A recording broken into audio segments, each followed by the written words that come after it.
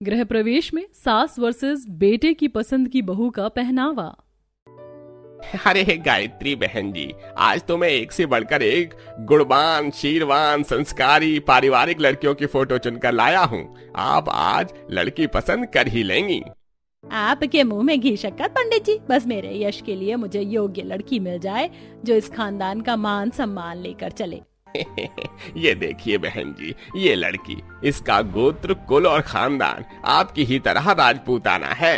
पारिवारिक और पढ़ी लिखी है ये। पंडित जी, इस लड़की के पहनावे से तो बिल्कुल भी नहीं झलक रहा कि ये अच्छे खानदानी परिवार से है। अरे गायत्री बहन, इसमें क्या बड़ी बात है। लड़की का पहनावा तो आपके परिवार के हिसाब से बदल जाएगा। पंडित जी, आजकल की लड़कियां बड़ी टेढ़ी खीर हैं। हमारे जुग जमाने में बहुएं पर्दे में रखी जाती थी, पर आज की कहाँ रहती है। बस अपने बेटे के लिए अपने मनपसंद की संस्कारी बहू चुनकर लाना चाहती हूँ।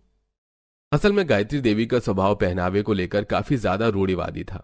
अब देखना यह था कि आज के मॉडर्न जमाने में क्या गायत्री अपने मनपसंद के कपड़े पहनने वाली बहू चुनकर ला पाएगी। तो चलिए कहानी में आगे बढ़ते हैं। पंडित जी क्षमा कीजिएगा, लेकिन इनमें से कोई भी लड़की मुझे नहीं जची। गायत्री जी, सारी लड़की की तस्वीर तो आपने छांट दी, केवल एक लड़की की तस्वीर बची है, ये भी देख लीजिए। पंडित जी झोली में से डिम्पल नाम की लड़की की फोटो निकालकर दिखाते हैं, जो कि गायत्री को पसंद आ जाती है। इस लड़की ने कितने सलीके से सलवार कमीज पहना, ये पहनावा कितना खिल रहा है। पंडित जी, मुझे ये लड़की पसंद है, अब बात चलाइए। ठीक है बहन जी, अगर आपको उचित लगे तो कल देखा देखी का दिन रखवा देते हैं। अरे गायत्री जी, यश की गैर मौजूदगी में लड़की देखना दिखाना मुझे उचित नहीं लग रहा है। उसके आने की प्रतीक्षा कर लेते हैं। अजी, बच्चों के रिश्ते माँ बाप तय करते हैं। मेरी पसंद ही यश की पसंद होगी। अच्छा, तो फिर नमस्ते गायत्री बहन जी, मैं निकलता हूँ। लड़के वालों के घर से सीधा पंडित जी लड़की के घर जाते हैं, जहाँ वो मॉडर्न गाउन पहने हुए किटी पार्टी कर रही थी। और ये मेरा हुक्म का इक्का तुम्हारे जोकर पर भारी पड़ गया। Oh shit man, my bad luck, फिर से हार गई। But today is my lucky day, क्योंकि मैंने अपनी फेवरेट ड्रेस पहनी है। ओह पंडित जी, हाँ नमस्ते। नमस्ते बिटिया, नमस्ते बिटिया।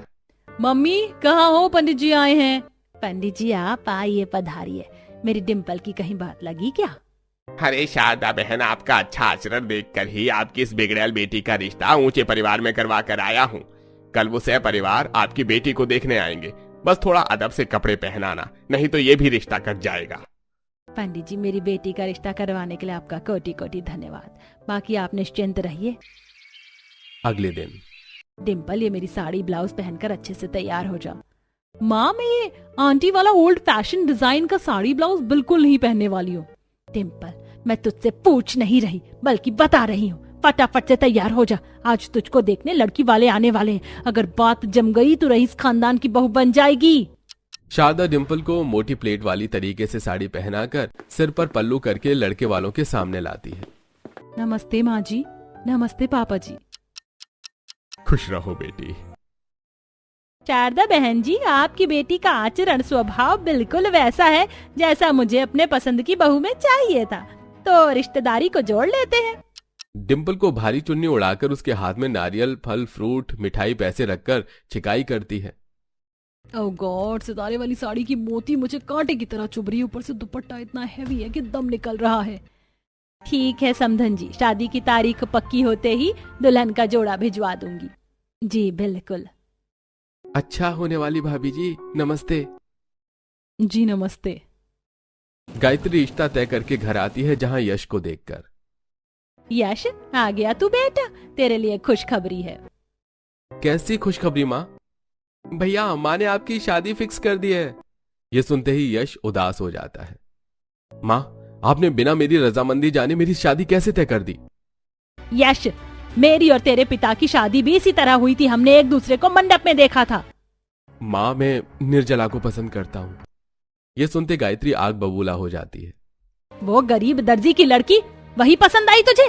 उसकी और हमारी जात बिरादरी में कितना अंतर है। और मैं लड़की वालों को जुबान देकर आई हूँ, उसका क्या यश? गायत्री, अब बातों का तिल का ताड़ मत बनाओ। डिम्पल की शादी हम आर्यन से करवा देंगे।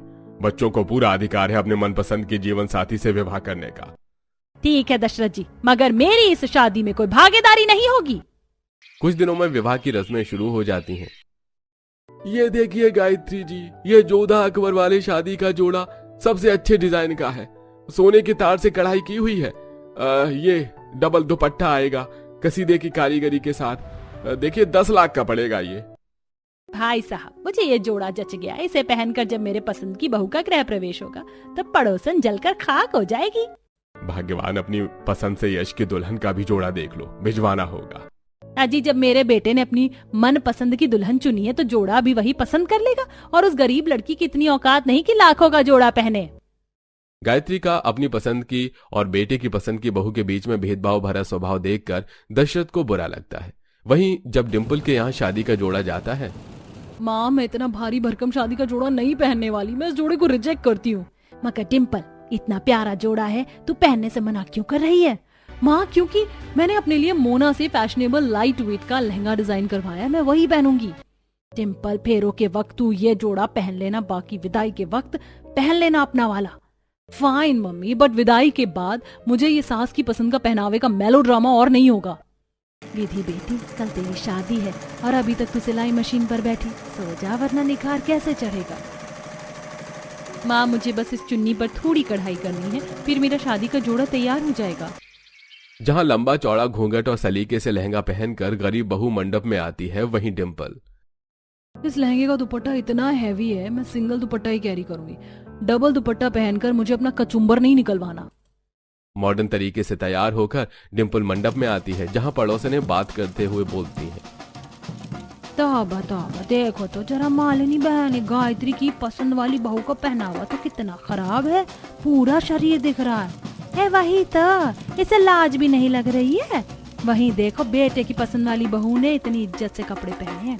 मैंने तो डिम्पल बहू की शादी के जोड़े में डबल दुपट्टा खरीदा था, फिर उसने एक ही पहना है। इन पड़ोसन को खिचड़ी पकाने का मौका मिल गया है। कोई नहीं। फेरे समाप्त होते ही डिम्पल अपनी पसंद का 1 ऑफ शोल्डर लहंगा पहन लेती है और दोनों बहू विदा होकर ससुराल आती हैं, जहां गृह प्रवेश में पड़ोसन तिल का ताड़ बनाती हुई। हाय हाय गायत्री बहन, तुम्हारी पसंद वाली बहू के लक्षण तो बेशरम वाले हैं। ना घूंघट है सर पर, ना पूरा पहनावा, शर्म लाज धोकर पी गई है। पड़ोसन को ड्रेस पर कमेंट पास करते देख डिम्पल अपना घमंडी रवैया दिखाती है। What do you mean aunty ji, आप होती कौन है मुझे मेरी ड्रेसिंग सेंस के लिए जज करने वाली? डिम्पल बहू, एक तो तुमने सबके सामने मेरी नाक कटवा दी, ऊपर से। मम्मी जी, मुझसे संस्कारी बहू बनने का मेलोड्रामा और नहीं होता। मैं शुरू से शॉर्ट ड्रेस पहनती थी, जबरदस्ती मेरी मम्मी ने आपके आगे मुझे साड़ी पहनकर शो ऑफ करवाया। आई एम नॉट संस्कारी टाइप। गृह प्रवेश में इतना तमाशा बनते देखकर घूंघट में से निर्जला कहती है, क्षमा कीजिएगा आंटी जी, मगर किसी को उसके पहनावे के आधार पर जज करना गलत धारणा है। इंसान केवल पहनावे से नहीं बल्कि संस्कार से अच्छा जाना जाता है। वैसे आपकी बहू भी कौन सा कम है? लोग आपकी बहू के बारे में अगर ऐसा कुछ कहें तो? निर्जला को सास के पक्ष में बोलता देख और उसका स्वभाव और उसका पहनावा देखकर गायत्री के मन की जो खटास और बुरी छवि होती है वो खत्म हो जाती है। कैसी लगी आपको मेरी पसंद की बहू? कहा था ना निर्जला एक बहुत साफ दिल की लड़की है। हाँ बेटा, तू ठीक कह रहा है। मैं जिस बहू को अपनी पसंद से चुनकर लाई, उसने अपने पहनावे के चलते मेरी थू थू करवा दी। जिस बहू को मेरे बेटे ने अपनी पसंद से चुना, उसने मेरे परिवार की इज्जत रखी, और एक बहू से मुझे क्या चाहिए। गायत्री अपनी सोच पर पछतावा करती है और दोनों के सामने चावल से भरा कलश रखती है। बड़ी बहू, आज तुमने मेरी सोच बदल दी कि इंसान पहनावे से ज्यादा आचरण से अच्छा होना चाहिए। मुझे समाज की नहीं, अपने बच्चों की खुशियों की पड़ी है। आ जाओ मेरे घर की लक्ष्मी, इस कलश को गिराकर गृह प्रवेश करो। डिम्पल की आंखों में आंसू आ जाते हैं और उसकी आंखों में अपनी ड्रेस के चलते शर्मिंदगी भी झलक रही थी। तब गायत्री खुशी पूर्वक दोनों बहू का गृह प्रवेश करवाती हैं, जिसके बाद धीरे धीरे निर्जला डिम्पल को एक पारिवारिक गुणी बहू की तरह रहन सहन और पहनावा पहनना सिखाती है। अमीर और गरीब बेटी का ससुर। गरीब सुरेश अपने पूरे परिवार के साथ हाथों में शगुन की थाल लेकर अपने बेटे का रिश्ता लेकर जाने लगता है। तभी अमीर विनोद भी अपने परिवार के साथ घर के बाहर आता है और सुरेश को देख उससे कहता है, अरे सुरेश भाई, लड़के का रिश्ता देखने के लिए जा रहे हो, जेब में पैसे नहीं है और शगुन की थाल तैयार करने में इतने पैसे खर्च कर दिए। अरे हम लड़के वाले हैं, ये सब तो लड़की वाले को करना चाहिए। भाई साहब, रिश्ता दो परिवार के बीच में होता है और हम लड़के वाले हों या लड़की वाले, हमारी नजरों में तो दोनों बराबर हैं। अगर हम कुछ लेंगे तो हमारा भी फर्ज बनता है कुछ देने का। अरे छोटे लोगों की यही सोच होती है, इसीलिए वो गरीब ही रह जाते हैं। सुरेश और उसका परिवार विनोद की बातों पर ध्यान नहीं देता। कुछ ही देर में विनोद और सुरेश अपने अपने बेटे का रिश्ता लेकर लड़की वालों के घर जाते हैं, जहां लड़की देखकर विनोद रिश्ता पक्का कर देता है, साथ ही कुछ डिमांड भी रखता है। हमारी तरफ से रिश्ता पक्का है, पर आपकी बेटी इतने बड़े घर की बहू बनने जा रही है, तो मुझे नहीं लगता कि आप अपनी बेटी को खाली हाथ भेजोगे। आखिर आपकी बेटी ससुराल में सोएगी किस पर? इसके लिए आप अपनी बेटी को टीवी, बिस्तर, फ्रिज, रसोई का सामान, सोना चांदी तो देंगे ही ना। मेरे भाई के बेटे की शादी हुई थी, जानते हैं, लड़की वालों ने 2 कार, 50 लाख कैश और सोने से पूरे परिवार को लाद दिया था। ऐसे ही हम भी चाहते हैं कि हमारे रिश्तेदार के बीच भी आप लोगों का नाम हो। भाई साहब, हमारी एक ही बेटी है, उसकी शादी हम बहुत धूमधाम से करेंगे, आप दहेज की चिंता मत कीजिए। सुनिए जी, अब के समय में भला कौन दहेज लेता है? आपको ऐसी बातें नहीं करनी चाहिए थी। अरे तुम चुप करो, उनकी बेटी को हम क्या अपने घर में मुफ्त का खिलाएंगे हैं? शादी के बाद तो हमारी ही सिरदर्द होगी, इनकी बेटी। इसीलिए हमारे घर में आने से पहले लड़की के मायके वालों का फर्ज बनता है अपनी बेटी को ये सब देना, समझी? और भूलो मत, तुम भी हमारे घर में दहेज लेकर ही आई थी। विनोद शांति को चुप करवा देता है, तो वहीं सुरेश भी अपने बेटे का रिश्ता कविता से तय कर देता है। भाई साहब, रिश्ता तो पक्का हो गया है, अब आप ये भी बता दीजिए आपकी मांग क्या है, ताकि हम अपने हैसियत के अनुसार आपको दहेज दे सकें। बहन, ऐसी बातें बोलकर हमें छोटा मत कीजिए। आपकी बेटी हमारी भी घर की बेटी है और हमारे घर की ही बेटी बनेगी, हमें दहेज नहीं चाहिए। जी, ये आप क्या कर रही हैं? हमारी भी बेटी है, कल को उसकी शादी करेंगे तो कहाँ से पैसे जोड़ेंगे? और वैसे भी दहेज पुरानी प्रथा है, अगर वो कुछ देना चाहते हैं तो इसमें हर्ज ही क्या है। आशा, तुम जब भी शादी करके आई थी तो हमने तुम्हारे घर वालों से दहेज नहीं लिया था, और तुम कैसे उम्मीद कर सकती हो कि मैं अपने बेटे के लिए दहेज लूंगा? मैं अपने बेटे की शादी कर रहा हूँ, उसे बेच नहीं रहा, समझी तुम? सुरेश आशा को डांट देता है और रिश्ता पक्का करके दोनों ही परिवार अपने अपने घर आते हैं। समय गुजरता है और बहुत जल्द विकास और अमित की शादी हो जाती है। शादी के बाद दोनों ही परिवार की बहुएं दरवाजे पर खड़ी होती हैं। माँ, हमें आए 5 मिनट से ऊपर हो चुका है, आप गृह प्रवेश क्यों नहीं करवा रही हैं? अब तो अमित भी अपनी बीवी के साथ आ चुका है। अरे बेटा, थोड़ा सब्र रख। बहू के पिता ने कहा था कि बहू से पहले दहेज का सामान आ जाएगा, पर अब तक आया नहीं है। पहले हम दहेज का सामान सेट करेंगे, उसके बाद ही तो बहू का गृह प्रवेश होगा। पर दहेज का सामान सेट करने में समय लग जाएगा, वो तो हम बाद में भी कर सकते हैं, पहले गृह प्रवेश करवा लेते हैं। मैंने जो कह दिया पहले वही होगा। जब तक दहेज का सामान नहीं आता, विनोद अपनी बहू का गृह प्रवेश नहीं होने देता। ये देख नूपुर को काफी बुरा लगता है और वो परेशान होकर के अपने बगल वाले पड़ोसी के परिवार को देखती है, जो गरीब था, पर फिर भी उसका ससुर अपनी बहू का गृह प्रवेश अच्छे से करवा रहा था। अरे आशा, तुम सास बन गई हो पर अब भी तुम्हारे पास अकल नहीं आई। इतनी दूर से मेरे बेटे बहू सफर करके आए हैं, पहले उनकी नजर तो उतार दो। बहू ना लेकर आ गए, ऐसा लग रहा है जैसे तुम्हारे घर खजाना आ गई हो। अरे पहले गृह प्रवेश तो होने दो। अरे मेरी बहू किसी खजाने से कम भी नहीं है, तुम हटो। मैं पहले अपनी बहू की नजर उतारूंगा, उसके बाद बहू का गृह प्रवेश होगा। वो लोग गरीब हैं, पर फिर भी उसके ससुर कितने अच्छे हैं जो अपनी बहू की नजर उतार रहे हैं। और एक मेरे ससुर को देखो, बहू दरवाजे पर है और उन्हें दहेज के सामान की चिंता है। जहां सुरेश पहले अपनी बहू की नजर उतार के उसका गृह प्रवेश करवाता है, तो वहीं पहले विनोद दहेज का सामान घर में रखवाता है और उसके बाद अपनी बहू का गृह प्रवेश करवाता है। इसी तरह पूरा दिन बीत जाता है और अगले दिन दोनों ही बहू की अपने ससुराल में पहली रसोई होती है। भाभी, आप तो काफी बड़े घर से हैं, फिर भी आपको सारा खाना बनाना आता है? सब कुछ कितना टेस्टी बना है, मुझे तो चाय तक बनानी नहीं आती है। मैं तो अपनी शादी होने से पहले आपसे ही खाना बनाने की ट्रेनिंग लूंगी। बहू, तुमने खाना बहुत अच्छा बनाया है, इसलिए मेरी तरफ से तुम्हारे लिए तुम्हारी पहली रसोई का नेग। बहू ने इतना भी अच्छा खाना नहीं बनाया जो कड़ा दे रही हो। बहू, अच्छी बात है कि तुम्हें खाना बनाना आता है, पर इतना नमक मसाला डालोगी तो महीने भर का राशन तुम 15 दिन में ही खत्म कर दोगी। तो थोड़ा खाने में नमक मसाला कम डालो। और हाँ, नेक भी खाने के हिसाब से मिलेगा। ये लो 100 रुपए, तुम्हारी पहली रसोई का नेक। पापा, हद होती है किसी भी चीज की। विकास को अपने पिता का यह व्यवहार अच्छा नहीं लगता और वो खाने से उठ जाता है। तो वहीं जब गरीब परिवार अपनी बहू के हाथ का खाना खाता है तो सुरेश अपनी बहू की सबसे ज्यादा तारीफ करता है। अरे बहू, खाना तो तुम बहुत अच्छा बनाती हो। मुझे तो ऐसी ही बहू चाहिए थी जो इतना अच्छा खाना खिला सके। ये लो, तुम्हारी पहली रसोई का नेक 2000 रुपए। बहू, तेरे ससुर तो कभी तुझे तेरी कमियां नहीं गिनवाने वाले, पर तूने नमक मिर्च ज्यादा ही कर रखा खाने में। हम लोग को इतना मिर्च और नमक खाने की आदत नहीं है, तो कल से नमक और मिर्च थोड़ा कम डालना। माँ, पहली बार भाभी ने खाना बनाया है। भाभी खाना सच में बहुत अच्छा है, पर थोड़ा स्पाइसी है। जहां कविता की पहली रसोई अच्छे से होती है तो वहीं अपनी पहली रसोई में भी नूपुर को काफी बुरा लगता है और वो अपनी माँ से इस बारे में बात करती है। माँ, तुम जानती हो आज मेरी पहली रसोई थी। तुम तो जानती हो वहाँ सभी को मेरे हाथों का खाना पसंद है, पर यहाँ तो मेरे ससुर ने उसमें भी कमियां निकाल दी। बेटा, सबकी पसंद अलग होती है और ससुर थोड़े सख्त मिजाज के ही होते हैं। धीरे धीरे तुझे इन सब की आदत हो जाएगी, इसलिए ज्यादा सोच मत। सुमित्रा अपनी बेटी का दुख नहीं समझती तो वहीं कविता अपने भैया भाभी को फोन करती है और अपनी खुशी बताती है। माँ, बात करो अपनी बेटी से।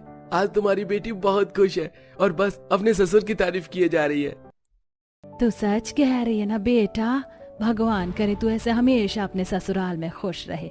इसी तरह अपने सास ससुर का और पूरे परिवार का ख्याल रखना। हाँ माँ, तुम चिंता मत करो। यहाँ मेरा ख्याल रखने के लिए बहुत लोग हैं। मुझे खुद अपना ख्याल रखने की जरूरत नहीं। अपने परिवार से बात करके कविता की खुशी दुगनी हो जाती है। समय यूं ही गुजरता है और एक दिन जब नूपुर घर में काम कर रही होती है तो विनोद अपनी बहू के पीछे पीछे घूमता है। क्या हुआ पापा जी, आप कुछ ढूंढ रहे हैं? कुछ खो गया है क्या? बहू, मैं अपना सामान बहुत संभाल के रखता हूँ, पर लगता है तुम्हारे घर वालों ने तुम्हें कुछ सिखाया नहीं। जरा कोने में देखना, कितनी धूल है। सोफे के नीचे से भी तुमने झाड़ू नहीं लिया और अभी तक डस्टिंग भी नहीं की। पापा, भाभी अकेले पूरे घर की सफाई करती है। कम से कम उनके काम में कमियां तो मत निकालो। माफ करना पापा जी, आपको मुझे जो बोलना है बोल लीजिए, पर मेरे मायके वालों के लिए कुछ मत बोलिए। मेरी माँ ने मुझे सारे संस्कार दिए हैं। हाँ, देख रहे हैं तुम्हारे सारे संस्कार। यही संस्कार दिए हैं ना कि ससुर से जुबान चलाओ। अभी बताता हूँ मैं तुम्हारे परिवार को कि उन्होंने तुम्हें कितने अच्छे संस्कार दिए। इतना बोल विनोद नूपुर की माँ को फोन कर देता है। अपनी बेटी की शिकायत सुन सुमित्रा को बहुत गुस्सा आता है और वो नूपुर को फोन करके डांटने लगती है। ये सब क्या है नूपुर? वो तेरा ससुराल है, मायका नहीं। अपने पिताजी को बोल देती, ठीक है, पर ससुर से कौन जुबान चलाता है? थोड़ा तो एडजस्ट करना ही पड़ेगा ना। शुरू शुरू में ऐसे ही प्रॉब्लम आती है, पर बाद में सब ठीक हो जाता है। माँ, मैं यहाँ एडजस्ट ही कर रही हूँ, पर बिना गलती के कोई मेरे माँ बाप को कुछ बोले मैं ये नहीं सुन सकती। तुझे तो समझाना ही बेकार है। अच्छा हुआ कि तेरे ससुर ने तेरे पापा को फोन नहीं किया। अगर तेरे पापा को ये बात पता चलती तो उन पर क्या बीती थी, सोचा है तूने? आगे से कोई शिकायत नहीं आनी चाहिए, समझी? सुमित्रा नूपुर की परेशानी को नहीं समझती और उसे ही समझाने की कोशिश करती है। तो वहीं जब कविता अकेले घर के कामों में लगी होती है तो ये देख सुरेश को बड़ा ही बुरा लगता है और वो अपने घर वालों पर नाराज होता है। अरे तुम लोगों को शर्म नहीं आती? हाँ, बहू अकेली पूरे घर का काम कर रही है। हम इस घर में बहू को लेकर आए हैं, ना कि नौकरानी। बहू, अब तुम आराम कर लो। ये डस्टिंग सब्जी काटने का काम मैं कर दूंगा। पर पापा जी, मेरे होते हुए आप? अरे, अगर आप इसी तरह बहू को सर पर चढ़ाने लगे ना तो एक दिन यही बहू आपको नौकर बनाकर रखेगी। बुढ़ापा आने से पहले ही इतना काम चोरी करोगी ना तो बुढ़ापे में चल भी नहीं पाओगी। आज तुम बहू की परेशानी समझोगी तो कल को बहू तुम्हारी सेवा करेगी, समझी? पापा, आप नाराज क्यों होते हैं? आप बताइए, मैं भाभी की मदद करवाती हूँ। इतना बोलकर करिश्मा और सुरेश कविता के घर के कामों में मदद करवाते हैं। समय गुजरता है और अकेले घर में काम करने की वजह से नूपुर की तबीयत खराब हो जाती है। तो वहीं ज्यादा देर पानी में रहने की वजह से कविता की भी तबीयत खराब हो जाती है। गरीब होने के बाद भी सुरेश अपनी बहू को महंगे हॉस्पिटल में ले जाता है। तो वहीं विकास अपने पिता से लड़कर अपनी बीवी को महंगे हॉस्पिटल में ले जाता है, जहां दोनों का परिवार अपनी बेटियों से मिलने के लिए आता है। मेरी बच्ची, तुझे क्या हो गया? तू ठीक तो है? हाँ माँ, अब कविता बिल्कुल ठीक है। पापा, चलिए काउंटर पर पैसे भर कर आते हैं। पापा जी, ये कितना महंगा हॉस्पिटल है। आप मुझे किसी छोटे हॉस्पिटल में लेकर चले ही जाते हैं। बहू, तू मेरी बहू नहीं, मेरी बेटी है। अगर तेरी जगह आज करिश्मा होती तो उसे भी मैं इसी अस्पताल में लेकर आता। अब तुम अपनी माँ के साथ थोड़ी सी बातें करो, मैं अभी बिल भर कर आता हूँ। जहां सुरेश अपने दोस्तों से कर्ज लेकर काउंटर पर हॉस्पिटल का बिल भर रहा होता है तो वहीं बिल भरने के बाद विनोद नूपुर के भाई को हॉस्पिटल में खर्च गिनवा रहा होता है। बेटा, तुम्हारे पिता को तुम्हें यहाँ भेजने से अच्छा खुद को आना चाहिए था। जानते हो कितना महंगा हॉस्पिटल है? तुम्हारी दीदी का इलाज करवाने में पूरे 50,000 रुपए खर्च हो गए हैं। घर से हॉस्पिटल आने का खर्चा, फिर इसे जो ग्लूकोज चढ़ा उसका खर्चा, बेड का खर्चा, अभी जो नर्स इसे चेक करके गई थी उसका खर्चा, और अब दवाइयों का अलग से खर्चा। पापा, नूपुर मेरी बीवी है और अगर मैं अपनी बीवी का इलाज करवा रहा हूँ तो इसमें गलत ही क्या है?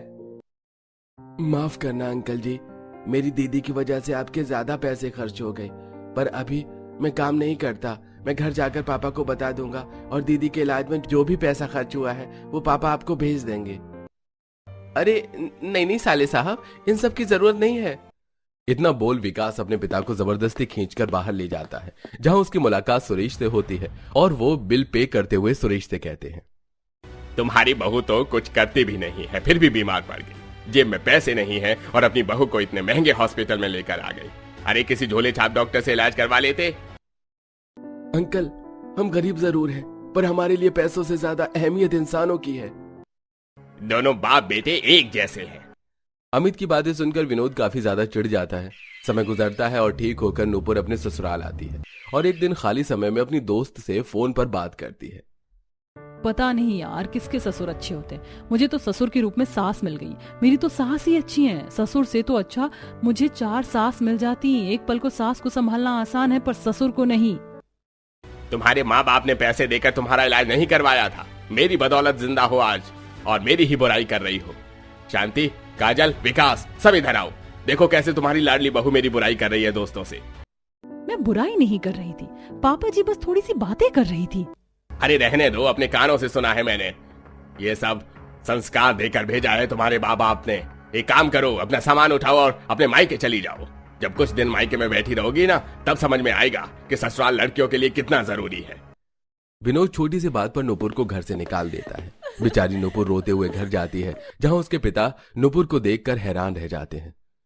अरे नूपुर, तू यहाँ ऐसे अचानक और रो क्यों रही है? पापा, दीदी के ससुर बहुत बुरे हैं। उस दिन मैं भी जब दीदी को देखने हॉस्पिटल गया था तो वो मुझे खर्चा गिनवा रहे थे। दीदी से सारा घर का काम करवाते हैं और उन्हें ताने भी देते हैं। आज तो उन्होंने छोटी सी बात पर इन्हें घर से भी निकाल दिया। मेरी बेटी के साथ इतना सब कुछ होते रहा और मुझे किसी ने बताया भी नहीं।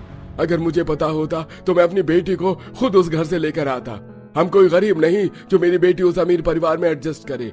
अब मेरी बेटी यहीं रहेगी जब तक वो लोग खुद इसे लेने नहीं आ जाते। घर में विनोद की चलती थी, इसलिए कोई उसके खिलाफ नहीं जा पाता। तो वहीं जब कविता को ये दोस्त उससे मिलने उसके घर आती है तो सुरेश खुद उन सभी के लिए चाय, ब्रेड, पकौड़े, समोसे लेकर आता है और अपनी बीवी से कहता है, अरे भगवान, हमारी बहू की दोस्त उससे मिलने आई है। बहू को थोड़ा आराम करने दो, अपनी दोस्तों से बातें करने दो। घर आए मेहमानों की खातिरदारी तुम और करिश्मा देख लो। अगर हमने नहीं भी किया तो आप करना शुरू कर दोगे? करिश्मा, कुछ खाने को बना ले, घर में मेहमान आए हैं। बिल्कुल सर पर चढ़ा रखा है इन्होंने तो बहू को। यार तेरे ससुर तो बहुत अच्छे हैं। किस्मत वालों को मिलते हैं ऐसे ससुर। सही कहा तूने, मेरे ससुर मेरे पापा से भी बढ़कर हैं मेरे लिए। जहां शादी के बाद कविता गरीब ससुराल में आकर भी खुश थी, तो वहीं शादी के बाद भी नूपुर को कोई खुशी नहीं मिलती। कुछ ही दिनों में काजल की शादी हो जाती है और विनोद अपना एक पैसा न खर्च कर अपनी बहू के सारे सोने चांदी, गहने, गाड़ी और दहेज का सामान अपनी बेटी को शादी में दे देता है। पर जब इस बारे में विकास को पता चलता है तो वो अपने पिता के खिलाफ हो जाता है। पापा, आप जो कर रहे हैं बिल्कुल सही नहीं कर रहे हैं। ये सब कुछ मेरी बीवी का था, उसके मायके से आया था। आपको अपने दम पर अपनी बेटी की शादी करनी चाहिए थी। आप इतने कंजूस कैसे हो सकते हैं? अरे देख रही हो कैसी बीवी का गुलाम बना बैठा है तुम्हारा बेटा। अरे इसे हमारी नहीं अपनी बीवी की चिंता है, और अगर बीवी की ही इतनी चिंता है तो उसी के पास चला जा। हाँ, जा रहा हूँ। वैसे भी अब मेरा यहाँ दम घुटता है। विकास और विनोद के बीच इतनी ज्यादा बहस छिड़ जाती है कि सभी मोहल्ले वाले जमा हो जाते हैं और ये देखकर हंसने लगते हैं। और विकास अपने पिता का घर छोड़कर अपनी बीवी के पास चला जाता है। समय गुजरता है और 6 महीने बीत जाते हैं। अब विनोद को खाली घर खाने को दौड़ने लगता है। तो वहीं बात बात पर शांति भी अपने पति को ताने देती है। देख रहे हो हमारे पड़ोसी को, कितने गरीब हैं पर फिर भी वो लोग कितने खुश हैं। सुनने में आया उसकी बहू गर्भवती है। अगर आज हमारे छोटे बेटे बहू साथ होते तो हमारा घर परिवार भी ऐसे ही खुशियों से भरा होता। अरे मुझे मत सिखाओ, मैंने जो किया सही किया। इतना सब होने के बाद भी विनोद की अकड़ नहीं जाती और वो अपने बेटे को फोन करता है। ससुराल में घर जमाई बनकर रहने का इरादा है क्या? हाँ, कारोबार नहीं संभालना? चुपचाप से घर आ जा, मैं तेरी दूसरी शादी करवा दूंगा। छोड़ दे उस बदतमीज लड़की को। पापा, अगर मैंने दूसरी शादी कर भी ली तो आप मेरी उस बीवी का भी यही हाल करेंगे जो नूपुर का किया है। इसलिए अब मैं तब तक नहीं आऊंगा जब तक आपको अपनी गलती का एहसास नहीं होता। इतना बोलकर विकास फोन रख देता है।